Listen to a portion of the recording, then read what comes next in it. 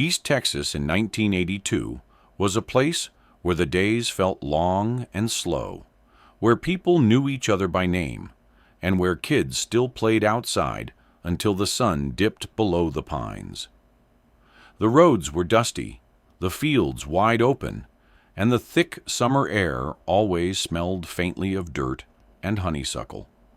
It was the kind of town where nothing dramatic ever happened, or at least that's what everyone believed. On the outskirts of that quiet community lived the Fields family.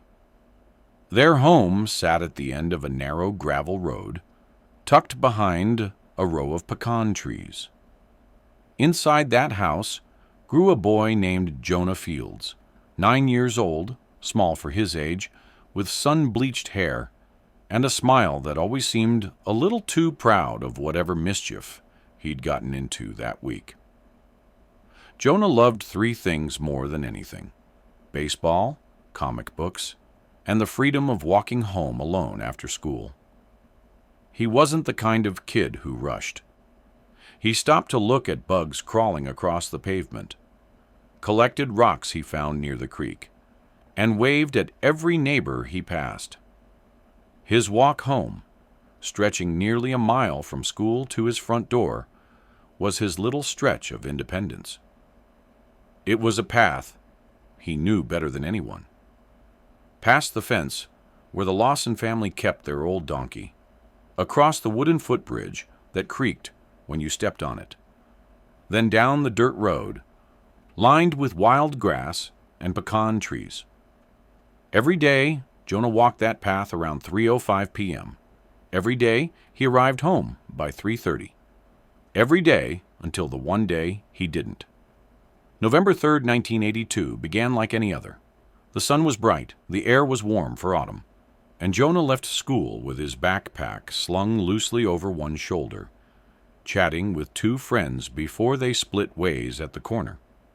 He kicked at pebbles, traced circles in the dirt with his shoe, and waved goodbye as he turned onto the quiet stretch leading toward home.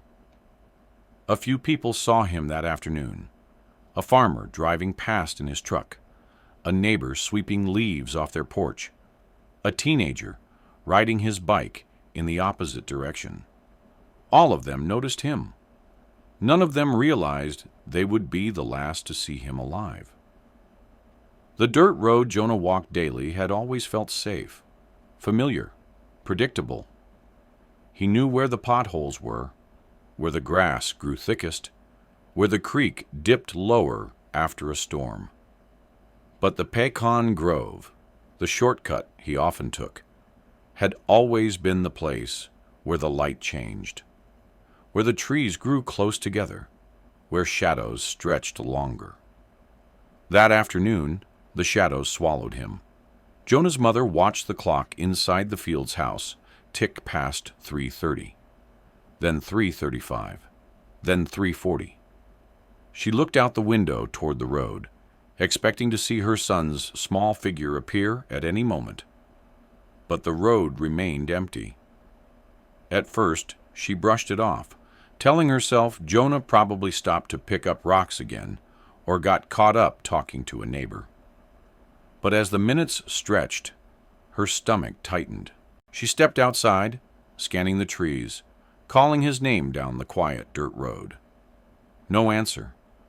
Around her, the peaceful East Texas landscape felt suddenly still, unnaturally quiet.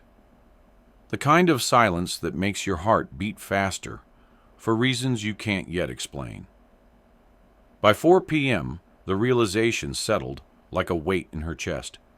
Jonah should have been home, and he wasn't.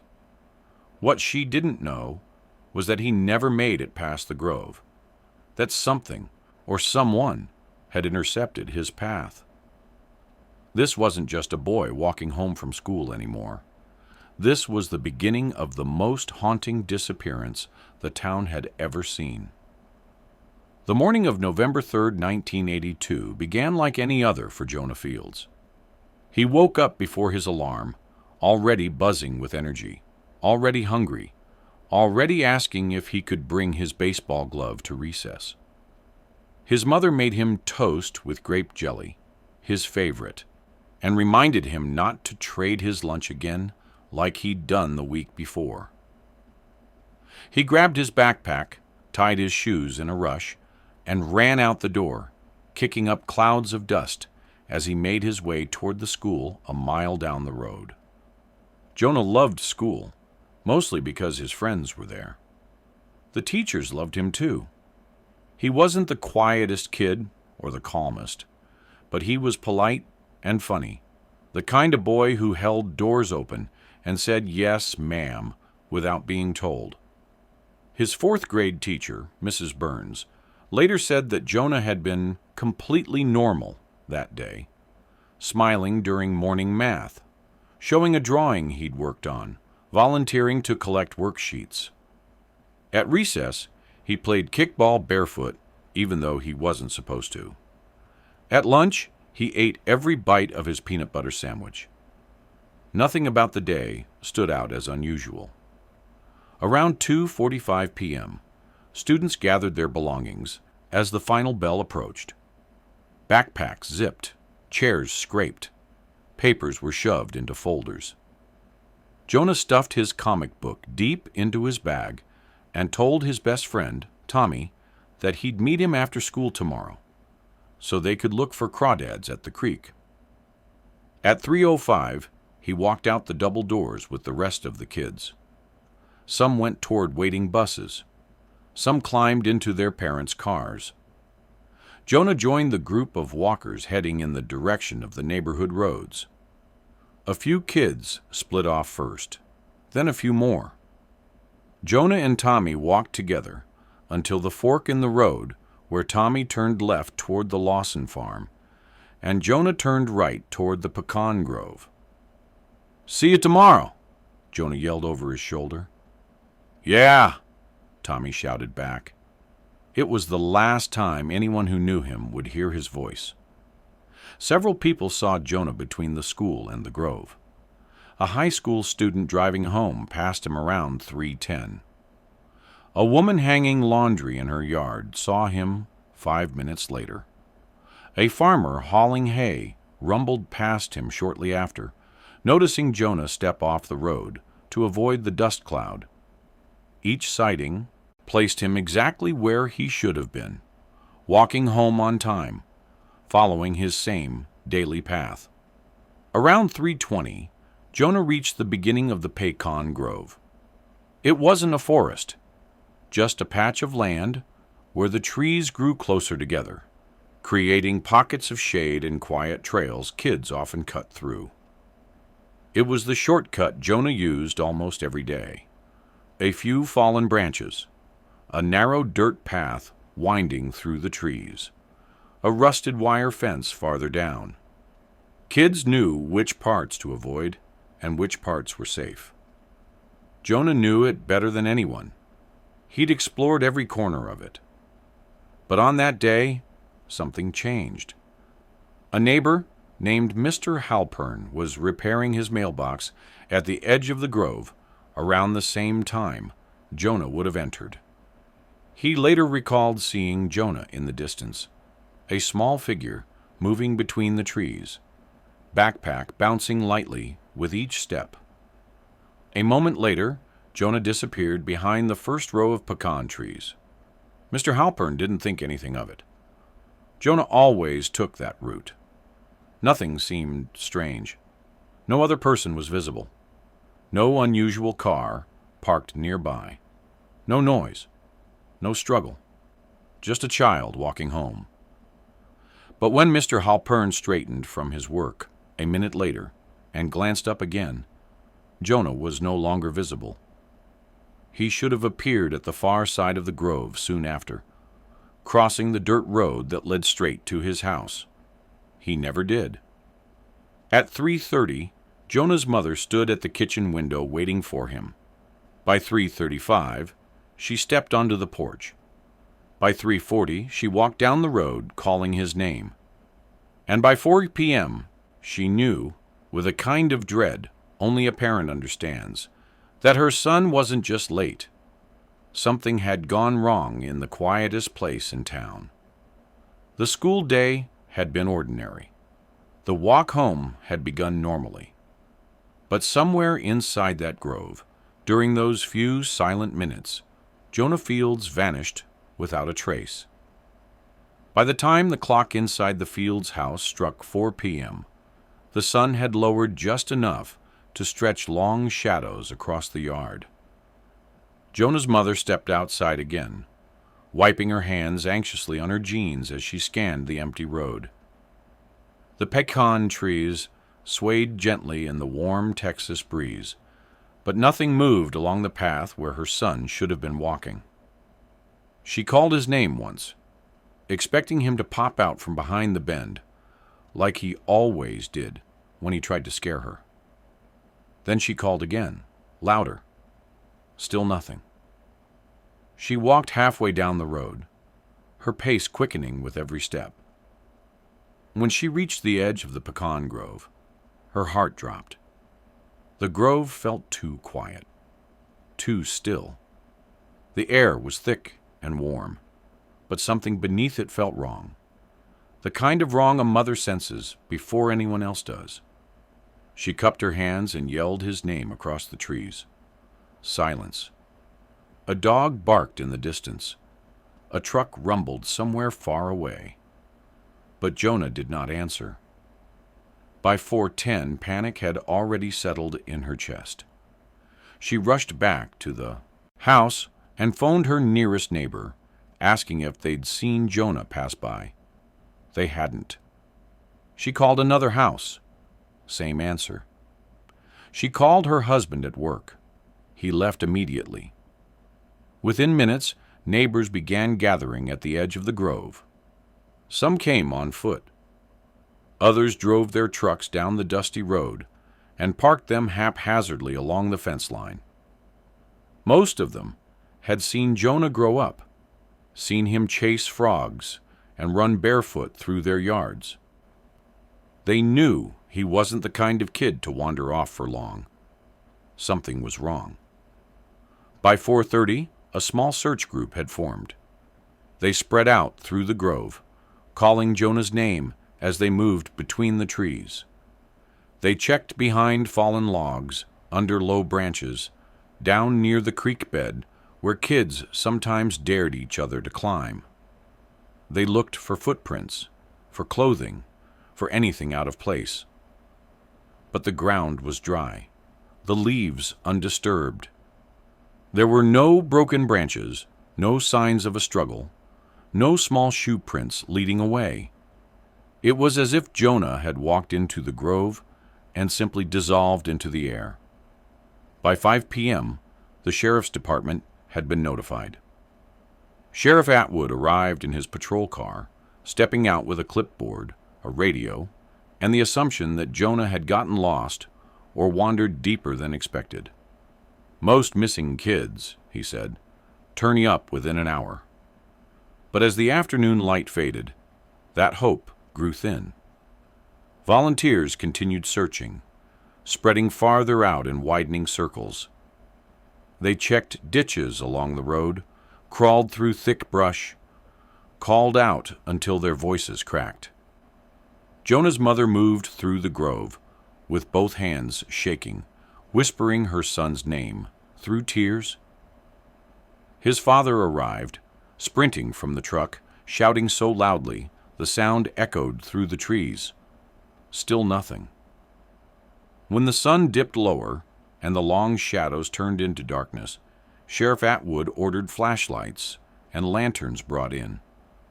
Trucks lined up along the road, headlights turned toward the grove to cut through the darkness.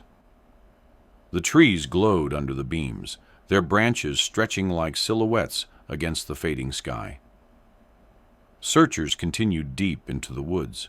No Jonah, no backpack, no sign of the boy who had walked that path every day of his life. Just silence, heavy, suffocating, unnatural silence. By 6 p.m., the sheriff stopped pretending this was simply a boy who wandered too far. He radioed for additional deputies. He requested dogs. He informed the local fire department. He notified surrounding counties. A missing child at dusk was no longer a minor concern. It was an emergency. The first hour had been panicking. The second hour had been confusing. But now, as darkness crept across East Texas, the third hour brought something worse. The sinking realization that Jonah Fields hadn't just gone missing. He had vanished. And whatever happened to him inside that grove had happened fast. By nightfall, patrol cars lined the dirt road leading to the pecan grove, their red and blue lights casting eerie flashes across the trees. Deputies moved through the shadows with flashlights, sweeping beams across branches, tree trunks, and patches of grass. Volunteers formed smaller search groups, each assigned to a different section of the grove or the surrounding fields. Sheriff Atwood started with the basics, the last confirmed sightings. A high school student driving home had seen Jonah near the Lawson fence around 3:10. A neighbor saw him near the grove entrance a few minutes later. A farmer passing by noticed him step off the road to let the truck go through. Everything pointed to the same thing. Jonah had reached the grove. He had entered it. And he had not come out. But there were no tire tracks where a car might have pulled off the road. No drag marks. No torn clothing. No signs of a scuffle. Just absence. A quiet, unsettling absence. Deputies expanded the search past the grove, scanning the creek that ran behind it. The water was shallow, only a few inches deep, but in the beam of a flashlight, the mud at the edges glistened with a few faint impressions. They could have been animal prints, raccoon, dog, maybe deer. But one set looked smaller, rounder, almost like a child's shoe.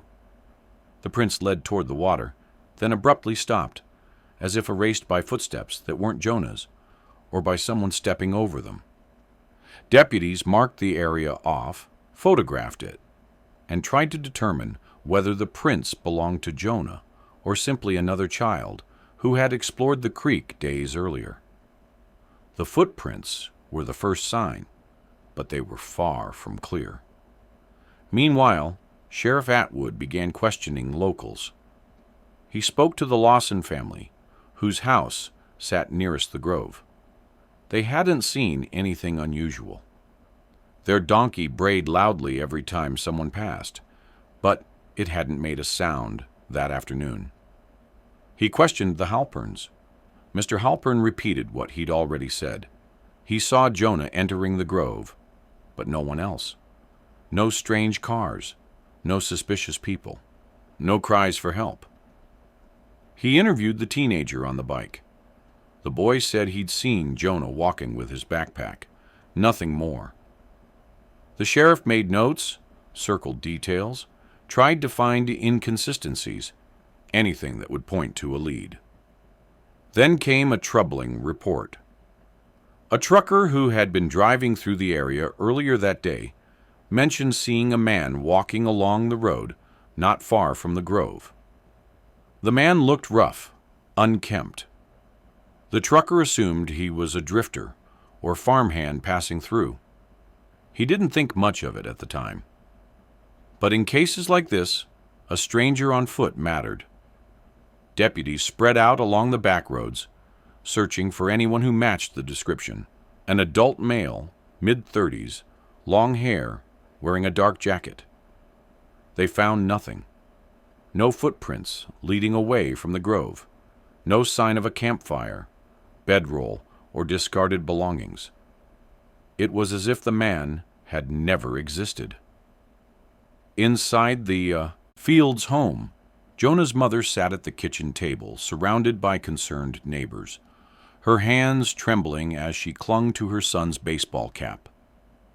His father paced in the living room, unable to sit still, staring at the front door every few seconds as if Jonah might walk through it at any moment. Sheriff Atwood returned to the grove, scanning the dark tree line. The air had turned cool, and the night insects buzzed loudly, masking the faint sounds of deputies calling Jonah's name through the woods. A missing 9-year-old boy should have been found by now, especially one who knew these roads and fields better than most adults. But hour after hour passed without any sign of him. The first hours of the investigation revealed something chilling. There were clues, but none of them led anywhere. There were witnesses, but none saw anything unusual. There were footprints, but they said nothing for certain. Every path ended in confusion, and as midnight approached, the sheriff felt the first heavy fear settle in his chest.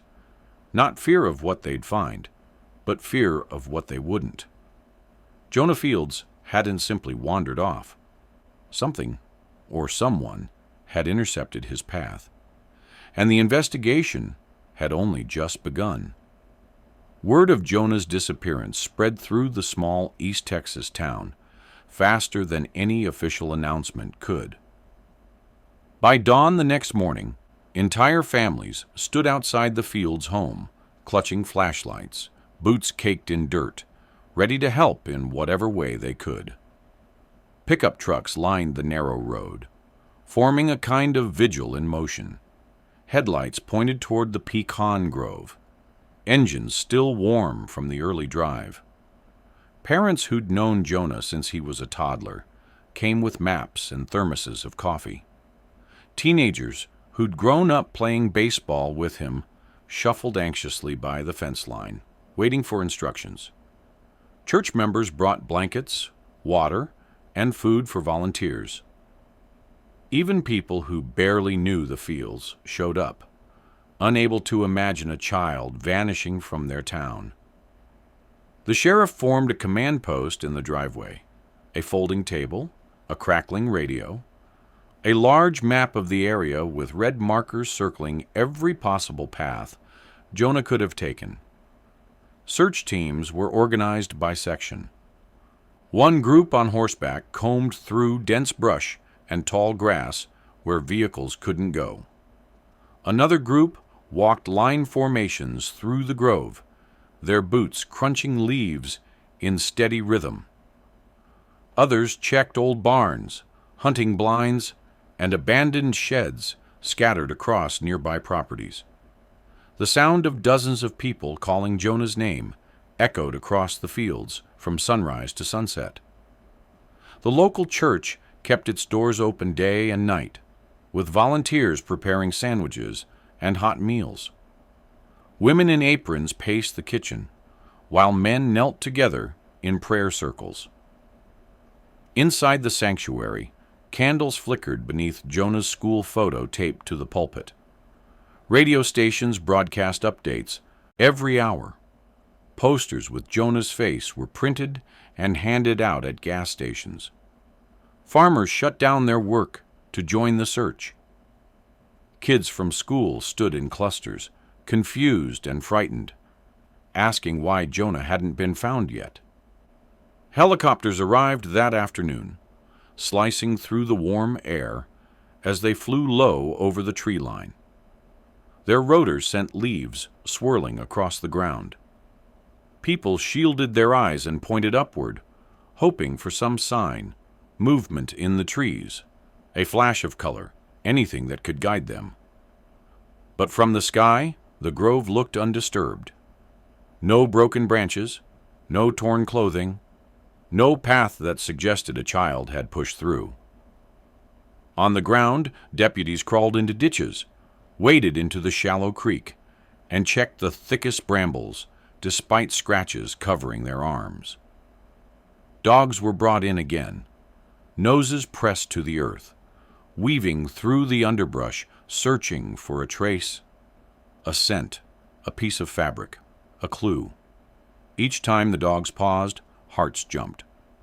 But each time they circled and moved on, unable to hold a trail. By the second evening, exhaustion settled heavily over the community. Tempers flared. Arguments broke out. People demanded answers from deputies who had none to give.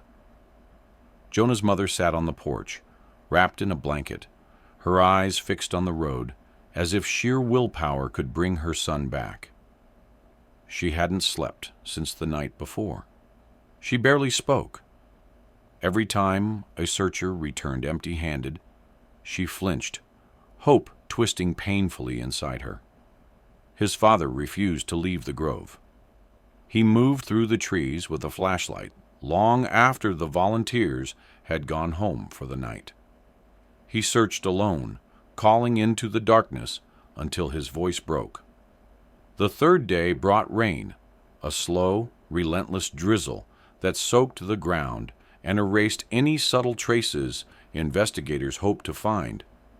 It dampened footprints, softened soil, and washed away scent trails the dogs might have followed. It was devastating.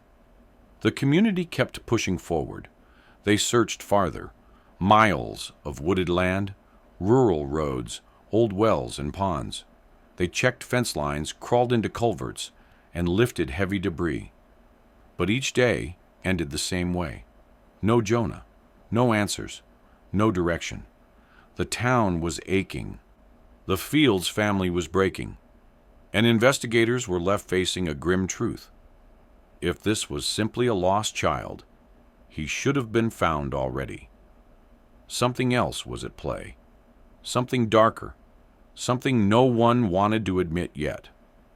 And as tensions rose, attention began to shift toward one man everyone in town already whispered about. The reclusive mechanic who lived just beyond the grove. Carl Denton. Carl Denton had lived on the edge of town for nearly a decade, tucked away in a small, rusted trailer behind a rundown mechanic's workshop that he operated alone. People said he preferred engines to people, that he avoided conversation unless absolutely necessary, and that he drank more than he slept. Rumors clung to him like oil stains, stories of bar fights, trespassing warnings, and a temper that flared whenever anyone came too close to his property. He wasn't a criminal, not officially, but he wasn't trusted either. And more importantly, Carl's workshop sat less than half a mile from the pecan grove, dangerously close to the route Jonah walked every single day. On the second day of the search, deputies knocked on Carl's metal door. It swung open slowly, revealing a dim interior lit only by a flickering lamp. Carl stood barefoot, shirt wrinkled, hair sticking out in every direction, his eyes bloodshot, as if he hadn't slept in days. The sheriff asked him if he'd seen Jonah. Carl shook his head, said he didn't pay attention to kids running around, said he'd been working on a truck all afternoon, said anyone could tell you he kept to himself. His answers were quick, almost too quick. Inside the workshop, the smell of gasoline and old rubber filled the air. Used parts were scattered across the concrete floor, along with tools, bolts, and metal scraps. Nothing immediately looked suspicious, but the sheriff still felt a tightness in his chest, an instinct honed from years of working cases. Something about Carl felt off, too calm, too dismissive, too rehearsed. Deputies asked if they could look around. Carl hesitated, rubbing his jaw. Then he stepped aside. The search was thorough. They checked behind tool cabinets, opened the trunk of every car on the property, swept flashlights beneath the trailer, walked the perimeter behind the workshop, but they found no trace of Jonah. No clothing, no school supplies, no shoe prints around the property. Carl watched the entire process with crossed arms and narrowed eyes, a muscle in his cheek twitching the longer it went on. When deputies finished, he scoffed under his breath and muttered something about wasting time. The sheriff noted it. He also noted the scratches on Carl's forearms, which Carl claimed came from hauling scrap metal. He noted the muddy boots by the door, which Carl said were from walking to the junkyard earlier that morning. He took note of the dented blue pickup truck parked near the workshop, the kind of truck that could match a dozen witness descriptions in a rural town. There was enough to raise eyebrows, but not enough to arrest him. Not yet. Later that night, at the command post outside the Fields' home, deputies whispered among themselves. Carl had a record. Minor offenses, nothing major. He had a temper. He lived alone. He owned a truck that had been seen along multiple rural roads the week Jonah vanished. And he was close enough to the grove to have seen Jonah walk by nearly every day. But he also had an alibi he repeated confidently. He'd been working on a carburetor at the time Jonah disappeared. He insisted he never left the workshop, and no physical evidence placed Jonah anywhere near his property. Still, people in town began watching Carl more carefully. They whispered his name in grocery aisles, pointed toward his workshop from a distance, kept their children closer to home, avoiding the dirt road that passed by his land. Even without proof, fear creates its own logic. A man like Carl fit the image of a monster too well, too conveniently, too neatly. And so he became the center of the investigation, not because the evidence demanded it, but because the silence left space for suspicion to grow. Over the next several days, deputies interviewed Carl multiple times. Each time, his answers stayed the same. He didn't flinch. He didn't change his story. He didn't admit anything. But the sheriff couldn't shake the feeling that something had been missed. A clue, a detail, a moment. Because despite the massive search, the dogs, the helicopters, and the countless volunteers combing the land, there was still no sign of Jonah. No body, no backpack, not a single item left behind. It was as if the boy had been lifted out of the world without leaving a shadow. And as the days dragged on, and Jonah's trail grew colder in the Texas heat, the case took a darker turn. Down a path where leads dried up, hope faded, and the town braced itself for a truth they weren't ready to face. As the first week dragged into the second, the search for Jonah Fields shifted from frantic to methodical, and then, painfully, to uncertain. The sunlight grew hotter each day, baking the dirt roads and turning the creek into little more than a trickle. The volunteers who once filled the grove began to thin out, returning to work, school, and their own responsibilities, each leaving with the same defeated expression. The energy that had electrified the early days slowly drained away. Deputies continued searching, but the enthusiasm had dimmed. They had walked every trail, climbed every fence, pressed through acres of brush until their clothes were torn and their boots were stained with mud and creek water. They had combed pastures, crawled into drainage culverts, and overturned boards behind barns, and still nothing. Tips slowed to a whisper. Phone calls dwindled, and what little information did come in was often useless. Someone claimed they saw a boy matching Jonah's description near a gas station 20 miles away, but the surveillance camera showed a different child. Another caller insisted Jonah had been taken by a relative, a theory disproven within minutes. One person suggested aliens. Another suggested cult activity. The sheriff quietly wrote no basis in the margins of most reports. Meanwhile, rainstorms rolled across East Texas, soaking the fields and washing away potential evidence. Muddy paths turned to mush. Footprints blurred. Scent trails disappeared. Deputies watched in frustration as nature erased what little hope they had left. Jonah's family held on as tightly as they could. His mother stayed awake through the night, listening for footsteps on the gravel road. His father grew more closed off by the day, his grief hardening into a sharp, quiet anger. He confronted the sheriff more than once, demanding answers no one could provide. In town, conversations turned cautious. People lowered their voices when the Fields family walked by. Parents held their children's hands tighter.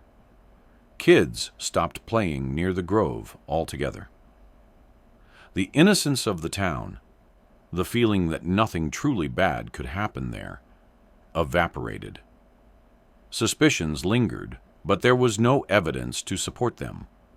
Carl Denton remained the primary focus in many minds, but the sheriff had nothing he could use to hold him. No fingerprints, no blood, no fibers, no witnesses. Denton's property had been searched 3 times. Each time, it came up clean. By early winter, the investigation hit a wall so solid, it felt like fate itself was resisting. The sheriff reviewed the same statements hundreds of times, looking for contradictions. Deputies re-walked the creek, even after the rains, searching for anything the water might have carried. Searchers scanned the woods with metal detectors, hoping something, anything, might surface. But cases don't move forward just because people want them to. Slowly, painfully, the momentum died. The sheriff's office reduced the search radius. Volunteers stopped showing up. Helicopters were gone.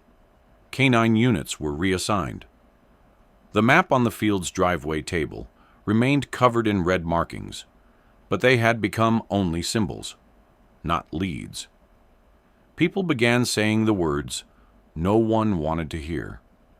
Maybe he fell into the creek. Maybe a wild animal dragged him. Maybe he ran away. Maybe he simply vanished. None of those theories made sense. None fit Jonah, a boy who loved his home too much to leave it, who had walked that same path for years without incident. But when a case has no evidence, people start to invent explanations to quiet their fear.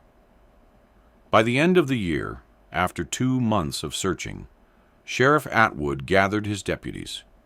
With a heavy voice, he made the announcement everyone dreaded. The active search would be scaled back. Patrols would continue. The investigation would stay open. But the truth was hard to swallow. They had run out of places to look. The Fields family kept Jonah's room exactly as he left it. School books on the desk, comic books under the bed, baseball glove by the window. His siblings learned to live in a quiet house that no longer felt like home. Christmas came and went in silence. The school year rolled into spring, with one empty desk in Mrs. Burns's classroom. By summer of 1983, the case that once mobilized an entire community began to fade from daily conversation. New families moved in. New routines formed. Life went on, painfully, unfairly, without Jonah. And then, with no warning, Carl Denton packed up one morning, shut down his mechanic shop, and left town, without telling anyone goodbye. He drove away down the same roads Jonah once walked, leaving behind nothing but suspicion and the lingering question no one could answer. What happened to Jonah Fields? The case had gone cold, but time has a way of carrying secrets, and eventually something would crack it open again. Time moved forward, even though no one in the Fields family did. The days after Jonah's disappearance blurred into months, then into years. Seasons changed, droughts came and went. School years passed, and the grove grew thicker with new branches and fallen limbs, nature hiding whatever answers it held. Life in the small East Texas town resumed its slow, familiar rhythm. But there was always an empty seat at school events, an untouched baseball glove on Jonah's bedroom floor, and a silence in the Fields house that never went away. Sheriff Atwood kept Jonah's case file on his desk through the rest of the 1980s. It was the first thing he saw every morning and the last thing he put away at night. But no new leads surfaced. No witnesses came forward. No clues were uncovered. The file grew fatter, only with dust. People whispered that maybe Jonah had been taken far from Texas. Others insisted he was nearby the whole time, hidden somewhere no one had thought to search. But whispers weren't evidence, and as the years passed, even the whispers faded. Deputies came and went. Elections replaced sheriffs.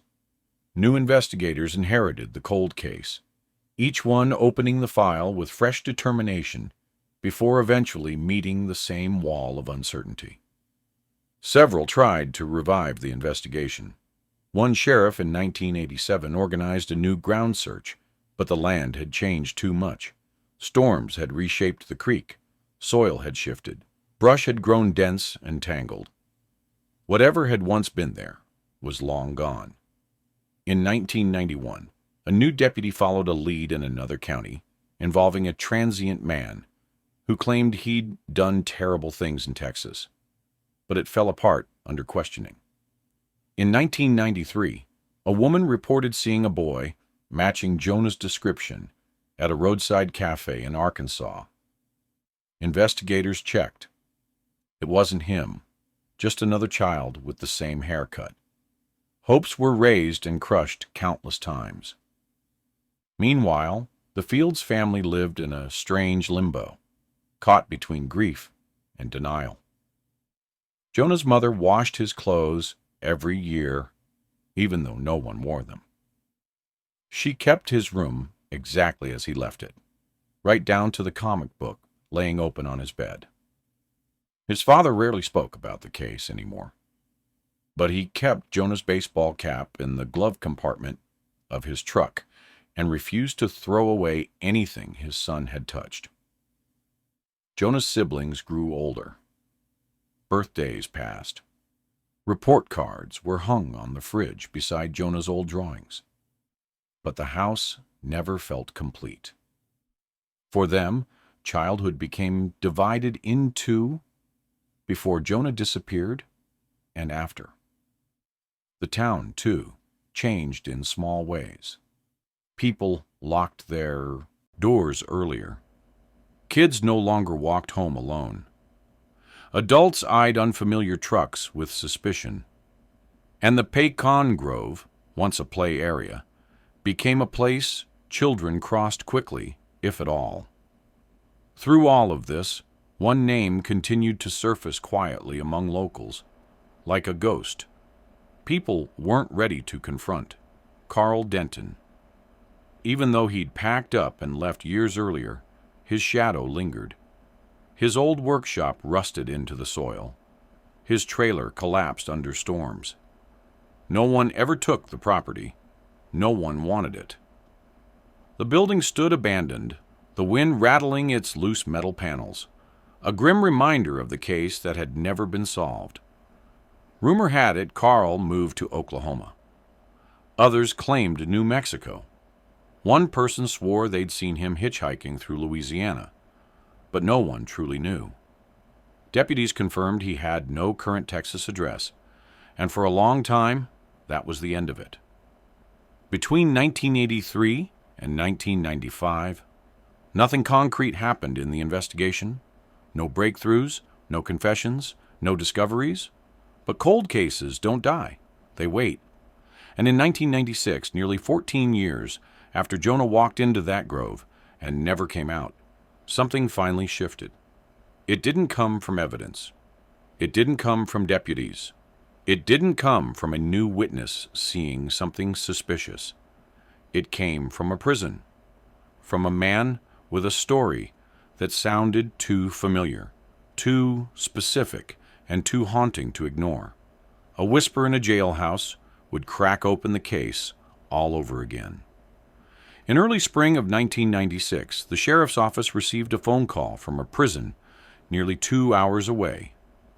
The warden said an inmate, a man serving time for burglary, wanted to speak about a cold case involving a kid. At first, deputies dismissed it. Jailhouse tips were usually desperate attempts at attention, reduced sentences, or simply boredom disguised as information. But then the warden said something that made them listen. The inmate claims another man confessed to taking a boy in East Texas back in the 80s.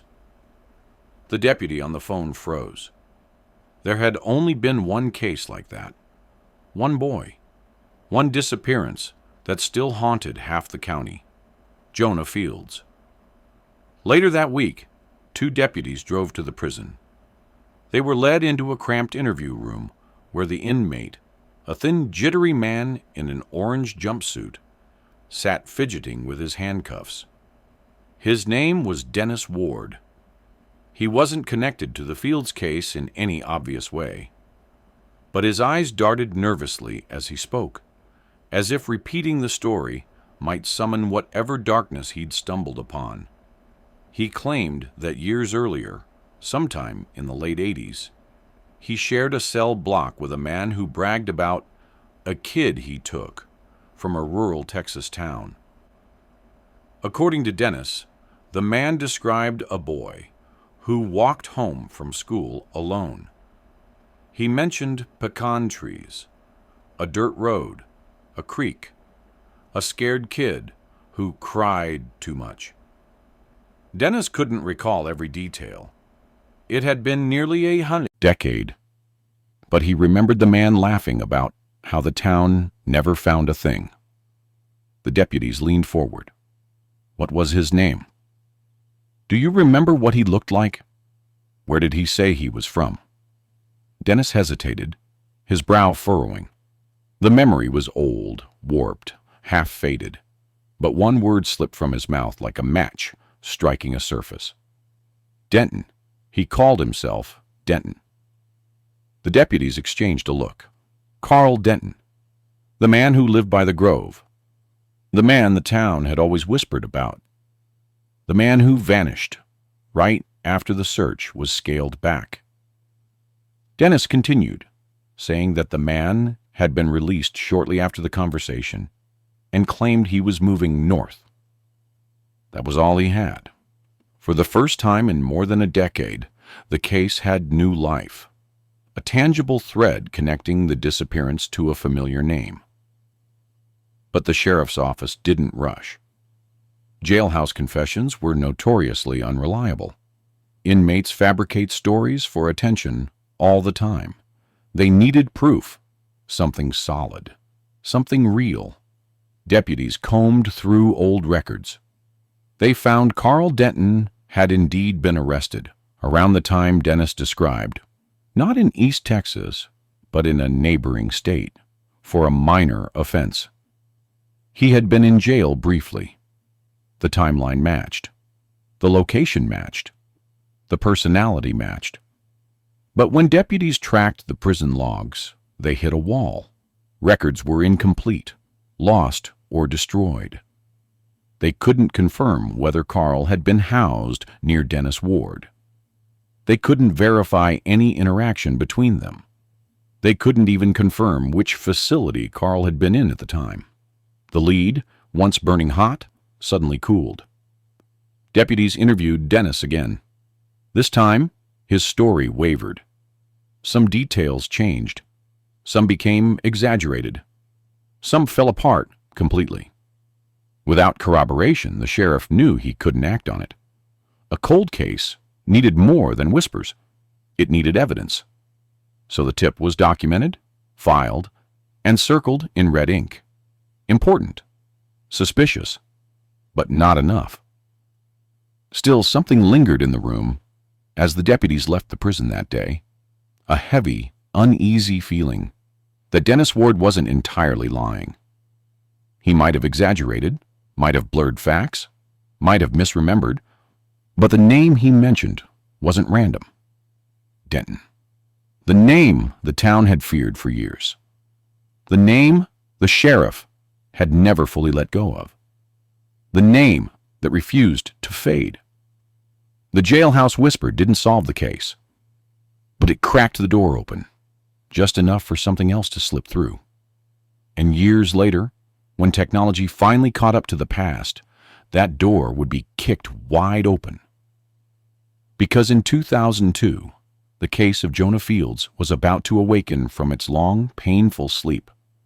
By 2002, 20 years had passed since Jonah Fields vanished into the pecan grove. The town had changed. New faces lived in old houses.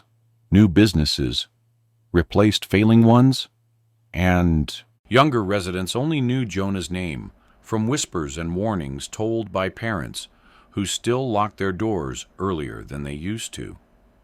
But inside the sheriff's office, one thing hadn't changed. Jonah's file still sat on a shelf, thick with dust and disappointment. A new sheriff, Mark Riggins, had taken office. Young, determined, and known for reopening cold cases that older investigators had reluctantly buried. When he first discovered Jonah's file, he didn't see a dead end.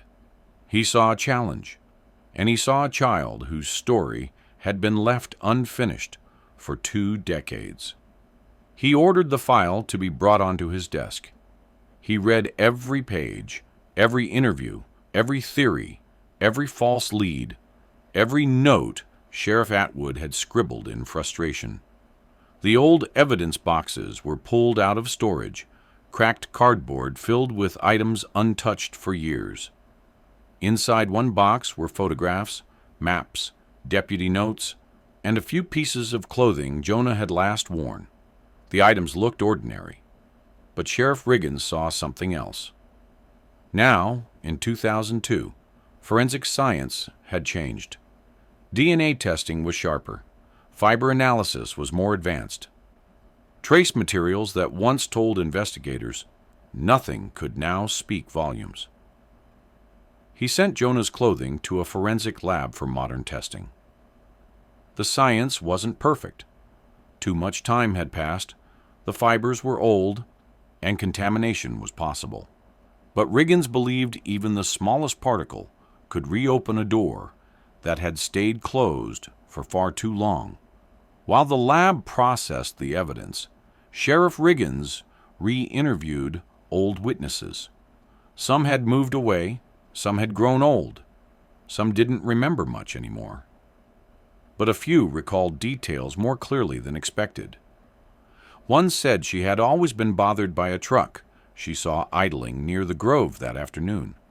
A blue pickup, old model, with mismatched panels. Another said she remembered hearing a man shouting near the workshop that same day, though she'd always convinced herself she imagined it. Someone else said they saw a figure moving behind the trees just before dusk, but couldn't tell if it was an adult or child. None of these details were new. But now, in hindsight, they all pointed in the same direction, toward a man investigators had never been able to pin down. Carl Denton. The sheriff pulled Denton's thin file from archives. Just a few misdemeanors. A reputation for anger. And the unanswered question, why did he leave town so abruptly? He ordered a search for Denton's whereabouts. Old addresses, old employment records, scraps of information from neighboring states. Slowly, a trail formed. Vague, inconsistent, but traceable enough to follow. But just as momentum began building, the results from the forensic lab arrived. Inside Jonah's clothing, embedded deep within fabric that had been sealed for decades, analysts found 2 things: microscopic rope fibers and tiny flakes of chipped blue paint. Both were foreign. Both matched nothing from Jonah's home or school. Both felt wrong. Rope fibers weren't alarming by themselves. They could come from backpacks, playground equipment, even clothing. But the paint? It had a very specific chemical composition, used in only certain types of coatings. Sheriff Riggins sent the paint sample to a specialist. The result landed like a punch. The blue paint matched the exact type used on industrial machinery and on the body panels of certain trucks from the late 1970s. A model Denton once owned. The sheriff stared at the report for a long time. It wasn't proof. It wasn't a confession. It wasn't enough to make an arrest. But it was the first scientifically solid link to the man who had hovered over the case like a storm cloud for 20 years. With renewed determination, Sheriff Riggins reopened the investigation formally. Bulletins were issued. Case files were reorganized. Evidence boxes were relabeled. The search for Denton became priority number one.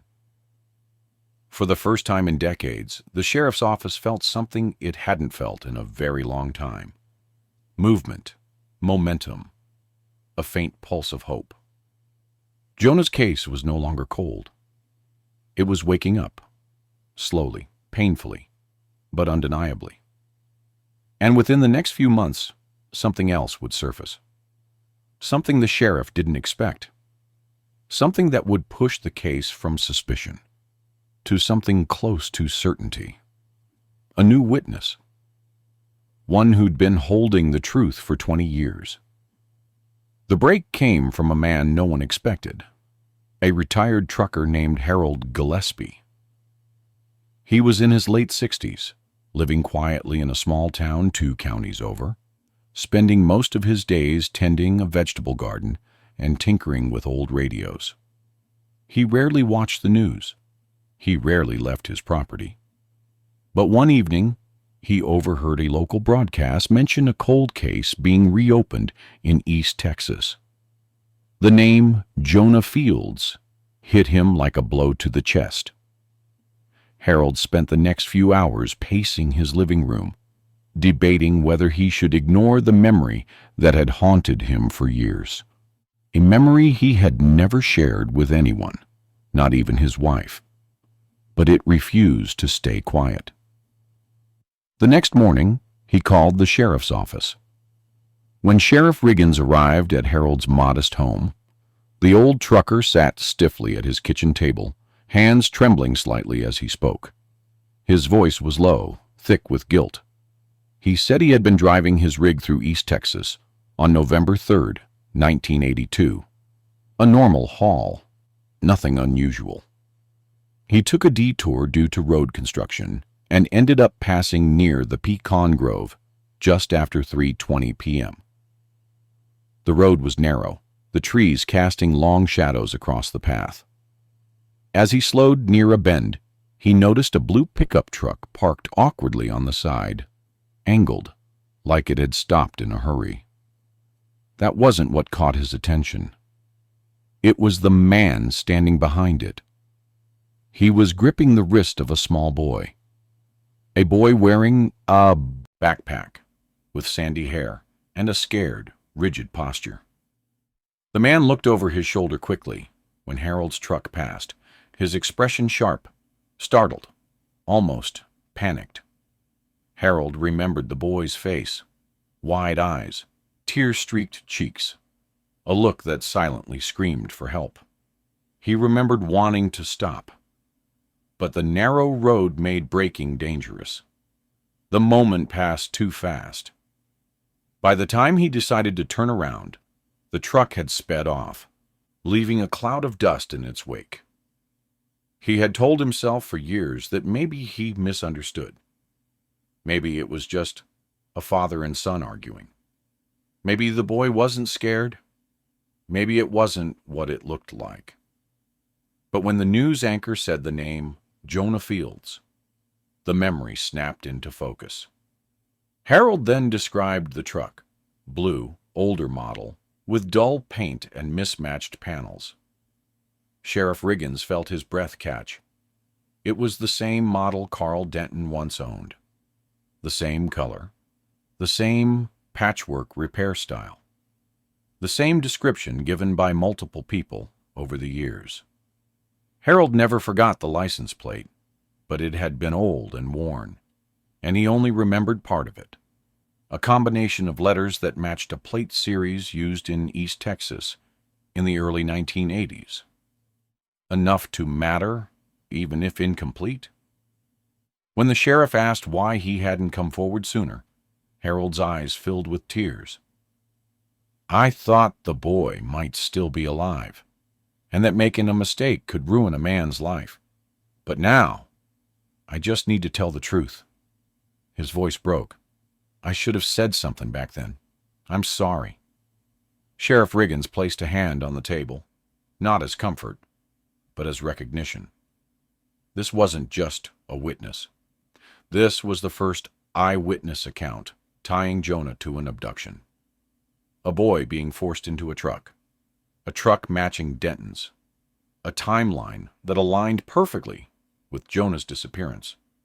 And after 20 years of silence, the case finally had what it had been missing all along: a clear direction. Now the sheriff wasn't just searching for answers. He was hunting one man, and he was closer than he realized. The land where Carl Denton once lived had changed hands several times since the early 1980s. His workshop had collapsed under storms, the trailer had rusted into the soil, and the property had become an overgrown patch of weeds, brush, and half-buried junk no one wanted to clean up. In 2002, the land belonged to a young couple who had bought it cheaply, intending to clear it for a small barn and vegetable garden. They had no idea the property carried the shadow of a missing child case. They didn't know the name Jonah Fields. They didn't even know a mechanic had once lived there. They just knew the land was a mess. One afternoon, while digging a trench for irrigation, the husband's shovel struck something hard and metallic beneath the soil. At first, he thought it was scrap metal, plenty of that around the place. But when he pulled it out, he realized it was an old, rusted tin box, dented on one side and sealed shut with age. He showed it to his wife. Something about the weight of it made her uneasy. It didn't feel empty. They pried it open with a screwdriver. Inside were items so out of place, so eerily curated, that they froze where they stood. A small child's baseball cap, faded and sun-bleached, with initials stitched into the inside fabric. JF rope fibers, coiled neatly, stained with age. A marble, chipped but familiar. A small plastic dinosaur toy, the kind sold in grocery store bins in the early 80s. And beneath everything else, wrapped in an old handkerchief, a tiny scrap of paper with a date scribbled on it in pencil. 11/3/82, the day Jonah disappeared. The couple called the sheriff's office immediately. Sheriff Riggins arrived within minutes, followed by deputies who carefully taped off the scene. They handled the box with gloves, photographing every angle, every detail, every item laid gently onto evidence cloth. The baseball cap matched the exact type Jonah wore. The initials confirmed it. The rope fibers resembled the fibers found embedded in Jonah's old clothing. The dinosaur toy matched one his mother said he carried in his backpack. The marble was identical to the ones Jonah collected. It wasn't a coincidence. It wasn't a mistake. It wasn't random. This was a trophy box. A collection kept by someone who wanted to remember what he'd done. Someone who hid it underground so no one would ever find it. Someone like Carl Denton. Deputies searched the property again, more carefully, more thoroughly, with cadaver dogs and ground-penetrating equipment. They sifted soil, dug trenches, and mapped the land in grids. Every nail, every scrap of fabric, every bottle cap was examined. For the first time, the land was talking. They found disturbed earth in an area behind the workshop's foundation, soil that had been dug up and filled in long ago. They found traces of blue paint flakes in the dirt, chemically matching the same paint discovered on Jonah's clothing. They found rope fibers buried deeper in the soil. Piece by piece, the ground revealed the truth that had been waiting for decades. The sheriff now had physical evidence connecting Denton to Jonah. Evidence no jury could ignore, no defense could explain, no doubt could overshadow. This was the break they had prayed for. But even as hope filled the air, it came with a chilling realization. If the evidence was here, if the items were buried here, if Denton had hidden them on his own property, then Jonah himself might be here too, or worse. His remains might have been moved. Sheriff Riggins looked over the land one more time, his jaw tight, his eyes burning with determination. It was time to find Carl Denton. Wherever he had gone, whatever he had become, the past had caught up to him. And he would not outrun it again. Tracking down Carl Denton was not simple. He had no permanent address, no active driver's license, no stable employment history. He drifted from state to state, working odd jobs, living out of motels, disappearing before anyone could get to know him. But men like Denton always leave traces, small ones, quiet ones, patterns hidden in paperwork and forgotten forms. Sheriff Riggins followed those traces like breadcrumbs. A pawn shop receipt in Kansas, a seasonal mechanic job in New Mexico, a DUI charge in Oklahoma under a slightly altered name, a motel registration in Tulsa paid in cash. Every lead pointed in the same direction, north and west. Finally, in a small town outside Oklahoma City, deputies located a mechanic's garage where a man matching Denton's description had been working off the books. When they showed the owner an old photo, he nodded slowly. "Yeah, that's him. Calls himself Carl Dean now. Quiet fella. Keeps to himself." The sheriff and two deputies drove there immediately. They found Denton behind the garage, hunched over a stripped-down motorcycle frame. His hair was thinner, his face worn, his clothes stained with grease. Time had aged him harshly, but his eyes still held the same guarded sharpness. When the sheriff approached, Denton froze, like he recognized the past walking toward him. He tried to run. He didn't get far. Within minutes, he was in handcuffs, sitting in the back of a patrol car, staring at the ground with a cold, defeated stillness. At the station, he refused to speak at first. Hours passed. Deputies rotated. The sheriff remained calm, steady, patient. Denton chewed his fingernail down to the skin, tapped his foot, glared at the table. But when Sheriff Riggins laid the rusted tin box on the table between them, everything changed. The baseball cap, the marble, the toy dinosaur, the rope fibers, the handwritten date. Each item was placed slowly, one by one, like pieces of a puzzle he thought he had buried forever. Denton's jaw clenched. His breathing shifted. His eyes flicked toward the items with a mix of anger, fear, and a flicker of something darker. Recognition. "You kept these," the sheriff said quietly. "You buried them on your land, where you thought no one would ever find them." Denton's voice came out hoarse. "You can't prove—" "We can," the sheriff cut in. He slid the lab report across the table. Paint chips, fiber matches, DNA traces, timeline alignment. "There's nowhere left to hide, Carl." Silence stretched. Then Denton's shoulders sagged, not in exhaustion, but in surrender. A long, shuddering breath left his body, and something in him cracked. A lifetime of running collapsed in an instant. He stared at the table, voice barely above a whisper. "I didn't mean for it to happen." Those 6 words opened the floodgates. Denton described seeing Jonah walking alone. He said he'd been drinking, said he'd been angry, at life, at the world, at himself. Said Jonah was in the wrong place at the wrong time. He admitted grabbing the boy, pulling him toward his truck. Jonah screamed, fought, clawed at his arms. Denton panicked, dragged him into the cabin, tied his hands with rope. Drove off before anyone could see. "I didn't plan nothing," he muttered. "It just happened. I didn't mean." But intent no longer mattered. When Jonah tried to escape, Denton struck him. Too hard. Too many times.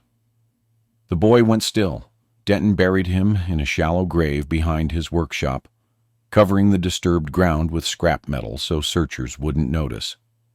He kept the box of items as a twisted reminder, hidden where even he rarely dared to look.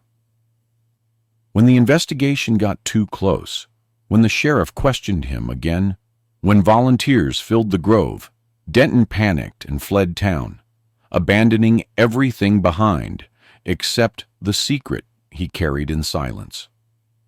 When the sheriff asked where Jonah was now, Denton hesitated, then nodded. "I'll take you." His voice cracked. "I'm tired of running." It was over. After 20 years of darkness, the person responsible for Jonah Fields' disappearance had finally admitted the truth. But the hardest part was yet to come: finding Jonah. The next morning, under a gray, early Texas sky, sheriff's vehicles formed a convoy heading toward the old Denton property, the place where Jonah's trail had gone cold 20 years earlier. Deputies rode in silence. Some had been children themselves when Jonah disappeared. Others had joined the force, partly because of this case, determined to finish what generations before them could not. Carl Denton sat handcuffed in the back of one of the patrol cars, eyes lowered, trembling in a way that had nothing to do with the temperature. The weight of the confession still clung to the air, heavy and suffocating. When they arrived, the land felt different than it had in the photos, emptier, lonelier. The workshop was nothing more than a collapsed skeleton of rusted metal. The earth, overgrown with weeds, concealed decades of secrets. Denton pointed to a spot behind the remains of his workshop, a patch of brush, unremarkable to anyone else, but etched into his memory with cruel clarity. "Right there," he said, voice shaking. "Under that cedar." Deputies marked the area and began to dig carefully. Every movement was slow, deliberate, methodical. The first layers of soil turned over easily, but deeper down, the texture changed, the dirt darker, and packed in a way that suggested it had been disturbed long ago. Minutes felt like hours. Then a deputy's shovel hit something solid, not metal, not stone. Silence fell. They cleared the dirt away with gloved hands until a fragment of fabric emerged. Faded, fragile, blue. A soft gasp rippled through the line. The digging continued with brushes and precision tools. Bones began to appear, small, delicate, arranged in the unmistakable shape of a child. Beside them lay pieces that had once belonged to Jonah: a worn rubber shoe sole, the metal zipper of a backpack, a plastic dinosaur toy, identical to the one found in the tin box. There was no doubt. It was Jonah. The sheriff stepped back, removing his hat, head bowed. Deputies followed without a word. The wind moved lightly through the grass, carrying a quiet that felt sacred, as if the land itself exhaled after holding the truth for far too long. A forensic team documented the site while deputies stood guard, not out of necessity, but out of respect. The remains were lifted gently, placed into a white forensic container, and carried as carefully as if Jonah were still alive. Sheriff Riggins made the call, no law enforcement officer, ever wants to make.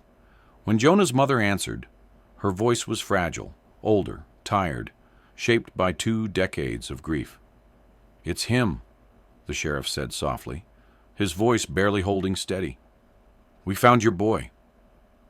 There was no scream, no wail, just a single sharp breath.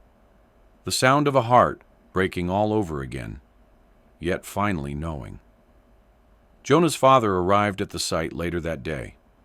He stood quietly at the edge of the cleared earth, tears falling silently as he laid his hand against the ground. For the first time in 20 years, he knew where his son was. The unbearable not knowing had ended. Over the following weeks, Jonah's remains were formally identified through dental records and DNA. A funeral was held down the road from the Fields' home, the same cemetery where Jonah's grandparents rested. Hundreds of people gathered. Some hadn't known Jonah personally, but they came because everyone had carried a piece of his story. Jonah was finally laid to rest with the dignity and love he deserved. Carl Denton was charged with murder, kidnapping, and evidence tampering. He was sentenced to life in prison. As the judge read the verdict, Denton kept his head down, saying nothing, offering nothing. Justice, delayed for decades, had arrived. And the boy whose name had once echoed through fields, woods, and dirt roads finally had peace. But long after the trial ended, after the media left, after the crowds went home, the town still felt changed. The grove remained quiet. The workshop rusted deeper into the earth. The roads felt heavier. Healing came slowly, but it came. Jonah's family kept his memory, alive not through the tragedy, but through the joy he brought in his short years. Photos were framed, stories were retold. His siblings grew into adults who carried his spirit with them, shaping careers and families in ways they knew Jonah would have been proud of. For 20 years, the question had been, where is Jonah? Now they finally had the answer. In the years that followed the solving of Jonah Fields' case, the small East Texas town slowly found its way back to something resembling normal. Children played outside again. Parents smiled a little easier. The pecan grove grew thicker, but it was no longer a place of fear. It became a place of remembrance, a place where people left flowers, little baseballs, handwritten notes, and small wooden crosses bearing Jonah's name. His story shaped more than just the town. It reshaped the sheriff's department. It reshaped how missing child cases were handled. It reshaped how neighbors watched over one another. Investigators in Texas often referenced Jonah's case in training, not because of the horror, but because of the persistence. The way one sheriff refused to let the file collect dust. The way a community searched, long after hope had started fading. The way science, memory, and a buried box eventually brought truth to the light. Jonah's disappearance became more than a cold case. It became a lesson in patience, a testament to the importance of never assuming, never rushing to conclusions, never giving up simply because the trail has gone quiet. Justice did not come quickly. It did not come easily, but it came. And with it came the quiet peace of knowing that Jonah was no longer lost, not to the world, not to time, and certainly not to the people who loved him. His story, though marked by tragedy, became a reminder that truth has a way of rising, even after decades of darkness. Jonah's family carried forward with strength shaped by heartbreak. They learned to smile again, to celebrate birthdays and holidays without guilt, to tell stories of Jonah not with tears but with warmth. His siblings grew up telling their own children about the uncle they never got to meet. The boy who once loved comic books, baseball gloves, and walking home beneath the pecan trees. In the end, Jonah's legacy wasn't defined by the way he died, but by the way the community lived afterward. More cautious, more connected, more protective of one another. Somewhere in the quiet breeze that moves through East Texas fields, you can still feel the echo of a little boy running home after school, laughing, sunlight in his hair, backpack bouncing against his shoulders. For 20 years, the question had been what happened. Now the question left behind is different. How many other cold cases could find answers if people refused to let them fade? Jonah Fields was lost once, but he is not lost anymore. And in the hearts of everyone who searched for him, everyone who waited, everyone who cried, and everyone who never forgot, his story lives on.